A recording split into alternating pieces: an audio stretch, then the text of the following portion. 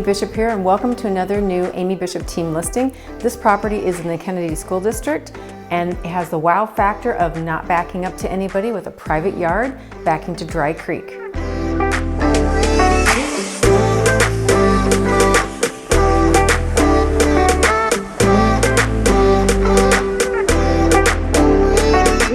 One of the great things I love about this home is the open floor plan, these beautiful brand new floors, the new roof, and it's a 4-bedroom, 2 full bath. Come on in and take a look.